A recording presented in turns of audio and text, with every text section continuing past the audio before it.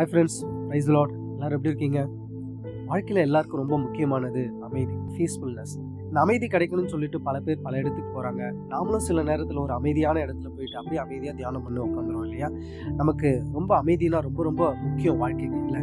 அதனால தான் மரிச்ச பிறகு எல்லாரும் போடுவாங்க ஆர்ஐபி, ரெஸ்ட் இன் பீஸ். இல்லையா? அப்போது அமைதின்றது ரொம்ப ரொம்ப முக்கியம்.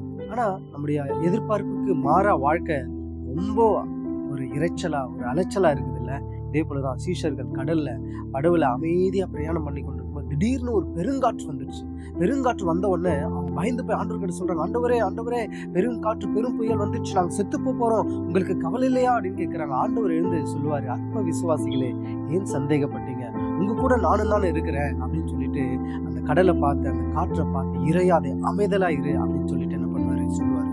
நம்முடைய வாழ்க்கையில அப்படிதான் பல நேரம் ஆண்டவர் நம்மோடு கூட இருக்கிறத மறந்துட்டு நம்ம பிரச்சனைகளையும் போராட்டங்களையும் பாடுகளையும் உபத்திரவத்தை பார்த்து பயந்து போய் ஆண்டவரே நாங்க செத்து போறோம், உங்களுக்கு கவலை இல்லையான்னு சொல்லிட்டு ஆண்டவர் பார்த்தே கேட்கிறோம்.